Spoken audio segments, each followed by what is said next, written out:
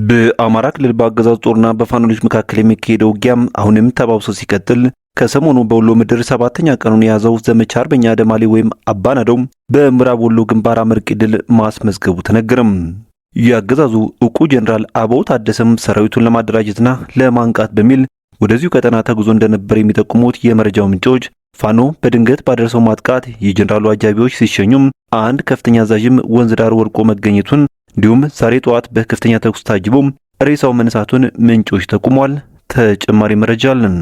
በሰባት ተሽከርካሪ ተጭኖ የፋኖ ኃይሎችን ለማፈን የተንቀሳቀሰው ያገዙ ኃይል ከባድ ጉዳትን ማስተናገዱ ተሰማም። ይህ በእንዲህ እንዳለም ከመራዊ ከተማ አቅራቢያም ልዩ ስሙ ቻይና ካምፕ ከሚባል አካባቢ ያገዙ ሰራዊት አባላት የፋኖ እናትና አባት ናችሁ በሚል ሁለት እናትና አባት የሆኑ በእድሜ የገፉ አረጋውያን ሰዎችን በአሰቃቂ ሁኔታ በጥይት ደብድበው መግደላቸውን የአካባቢ ምንጮች ገልጸዋል።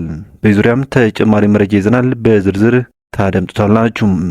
ዞብላምባ ክፍለ ጦር ሁለተኛ ሻለቃ ቃኝ ከ15 በላይ ያገዙ መከላከያና አድማ በተና እንዲሁም ፖሊስ በመደምሰስ ታላቅ ጀብድ መፈጸማቸው ተሰምቷል። ይህም በዝርዝር የምንመለከተው ሌላኛው መረጃችን ነው። ሰላም ጤና ይስጥልን። የተከበራችሁና የተወደዳችሁ የሚዲያችን ቤተሰቦች እንደምን ቆያችሁ? ክቡራን ቤተሰቦች በዚህ መረጃ ጊዜ ቀደም ሲል ባርቱ ያስደመጥናችሁን ዜናዎች እንዲሁም ሌሎች መረጃዎችን በስፋት ወደ እናንተ እናደርሳለን። እናንተም ቻናሉን ሰብስክራይብ እንዲሁም ቪዲዮ ላይክ እና ሼር ታደርጉ በትህትና እየጠየቅን በቀጥታ ወደ ዝርዝር መረጃዎች አለፍን። አብራችሁን ቆዩም። 7ኛ ቀኑን የያዘው ዘመቻ አርበኛ አደማሊ ወይም አባናደው በምዕራብ ወሎ ግንባር አመርቂ ድል ማስመዝገቡ ተነገረም። ለተከታታይ 4 ቀናት በተደረገው ትንቅንቅ የአማራ ፋኖ ብሔራዊ ኃይል ምስራቅ አማራ ቀጠና ሚኒሊክ ዕዝ ንጉስ ሚካኤል አሊኮር መካነ ሰላም ቀጠና ውስጥ በሰራው ኦፕሬሽን ቁልፍ ያገዙ ኃይል አመራሮች መደምሰሳቸውን የፋኖ ምንጮች ለሚዲያችን ገልጸዋል። እንደ ምንጮች ገለጻ ከሆነም በዛሬው ዕለት ማለትም መስከረም 20 ቀን 2018 ዓ.ም በማልዳው የመቅደላ አምባ ዩኒቨርሲቲ ካምፓስ አጥር ስር በሚገኝ ወንዝ ዳር አንድ ከፍተኛ ያገዙ ኃይል አመራር አስከሬን ተገኝቶ በከፍተኛ ተኩስ ታጅቦ ተነስቷል ብሏል። ይህ አመራርም ከዚህ ቀደም ጀነራል አበባው ታደሰን ሲያጅብ እንደነበር ነው የመረጃ ምንጮች የገለጹትም። በሰሞኑ ኦፕሬሽን የአድማ በተና 23ኛ ክፍለ ጦር ዘመቻ መሪን ጨምሮ የቦረና ወረዳ ሚሊሻ ጽሕፈት ቤት አቶ ሻምበል ኃይሉም፣ የመካነ ሰላም ከተማ አስተዳደር ሚሊሻ ጽሕፈት ቤት ኃላፊ አቶ ሰይድ አብይም፣ የሚሊሻዎች መቶ መሪም አቶ አረጋው ክብረት መንበር ኃይሉ እንዲሁም ከነዚህ ጋር በድምሩ ከ75 በላይ ያገዙ ኃይል መደምሰሱን ተመላክቷል። የሰሜን ምስራቅ ዕዝ 801ኛ ኮር 45ኛ ክፍለ ጦር አንድ ሬጅመንት ሰራዊት ጆኒየር ትምህርት ቤትን ካምፕ አድርጎ ተቀምጦ የነበር ሲሆን የኮሩ ሰራዊት ወደ ከተማይቱ መጠጋቱን ተከትሎም ቀድሞ ሲፈረጥጥ ጥቁር አማሮች የተሰባሰቡበት የአድማ በተና ኃይልና መንገድ መሪዎቹ የሆኑት ፖሊሶችና ሚሊሻዎችን ለእሳት ዳርጓቸው ብዙዎች ከባድ ጉዳትን ሲያስተናግዱም የአድማ በተና ኃይል 23ኛ ክፍለ ጦር በርካታ ኃይልም በዚሁ በሰሞኑ ኦፕሬሽን ተደምሷል የተባለው የሚሊሻ ጽሕፈት ቤት መረጃና ደህንነት ስራዎችን ሲያከናውን የነበረውና የሚሊሻዎች ጸናፊ የነበረው አቶ ሞገስ አብዬ በቅጽል ስሙ ቡላ የሚባለው በውጊያ መሃል በኢንጂነር ደሳለኛ አሰፋ ክፍለ ጦር ጌታሱ አስረስ ብርጌድ ተወርዋሪዎች የተማረከ ሲሆን የ45ኛ ክፍለ ጦር አመራሮች ቡላ ከሚማረክብን ዞያ 3ና ዲሽካ ቢማረክብን ይሻል ነበር ማለታቸውንም የውስጥ ምንጮቹ ጠቁመዋል። ቡላ የባንዳዎች ቁንጮ የሚባል አደገኛ የጠላት መጠቀሚያ ግለሰብ ነው የሚሉት የመረጃው ምንጮች በንጹሃን መንደሮች እየገባም ይህ የጽንፈኛ ደጋፊ ነው፣ ይህ አንድ ጽንፈኛ ዘመድ አለው ወዘተ እያለም ሲያስረሽን እንደነበርም ጠቁሟል። ቡላ አሁን ላይ በፋኖ ቁጥጥር ስር መዋሉም ተረጋግጧል። የንጉስ ሚካኤል አሊኮር ኢንጂነር ደሳለኛ አሰፋ ክፍለ ጦር ጥላውን ፈንታው ብርጌድ በበኩሉም አቶ ታከለ ይፍሩ የሚባለውን ቀንደኛ ሚሊሻና ሰላቶ ከተደበቀበት ቤት በመግባት ከነጥጥቁ በቁጥጥር ስር አውሎታልም ተብሏል። ምንጮቹ አክለውም ከአቶ ታከለ ይፍሩና ከአቶ ሞገስ አብዬ ወይም ቡላ በተጨማሪም አቶ ሐሰን ሸቴና አቶ አከለ ተሰማው ከሌሎች 5 ባንዶች ጋር በፋኖ ቁጥጥር ስር ናቸው ብለዋል።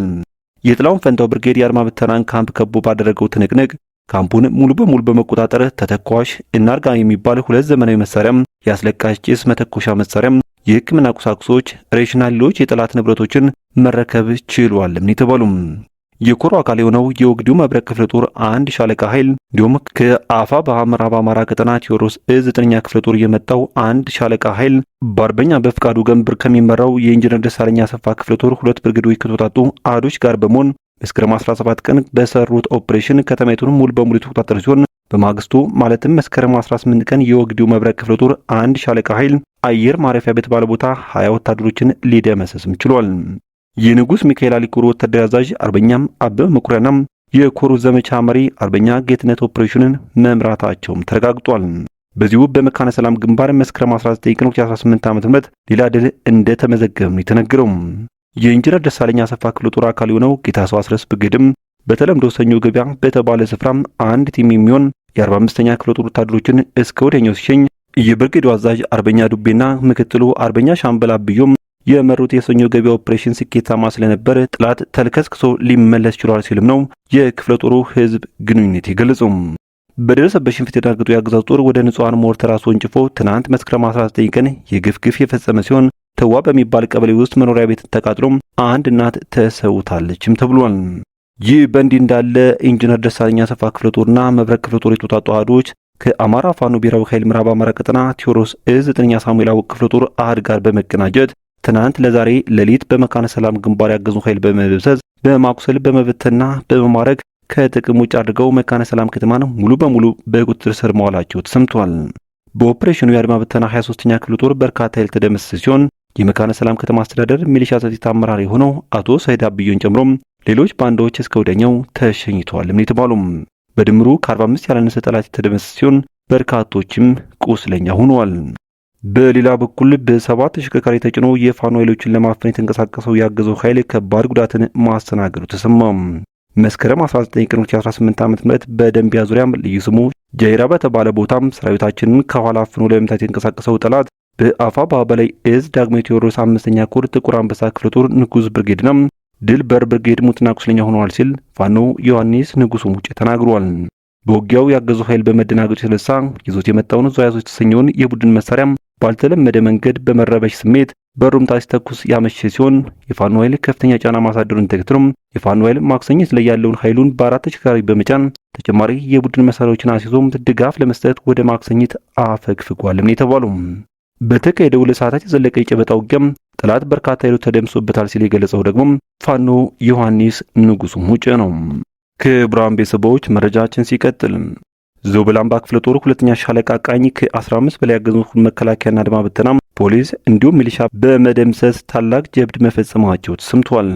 አፋ በምስራቅ አማራ ቀጠና ሚሊክስ ምስራቅ አማራ ኮር 2 ዞብላምባ ክፍለ ጦር 2ኛ ሻለቃ ቃኞች ከወልዲያ ወደ ሞላ ጊዮርጊስ አድርጎ ወደ ሲሪንቃና ሰንቦ በመንቀሳቀስ ላይ ያለን ያገዙን ሰራዊት እናም ያረጋ ከበደን ቅጥረኛ ፖሊስና ሚሊሻ ላይ በ2ኛ ሻለቃ ቃኝ ከ15 በላይ ሙትና ቁስለኛ ያደረጉ ሲሆን ያገዙ ኃይልም እግራውኝ ብሎ ወደ ወልዲያም ከተማ ተመልሷልም የተባለው። ሰሞኑን በዘመቻ ደማሊ ወይም አባናደው ከባድ ምት የተመታውና የፈራረሰውን ያገዙ ሰራዊት በማሰባሰብ አደራጅተው ከወልዲያ ከተማ ለማውጣትና ለማጥቃት ፋኖን ከከተማ ዙሪያው ለማስለቀቅ ዛሬ መስከረም 20 ቀን 2018 ዓ.ም ማለዳ በዛ ላይ ኃይል ማጥቃት ቢያደርግም በሻለቃ ቃኝ ተገርፎ ሙትና ቁስለኛ ሆኖም ተመልሷልም የተባለው።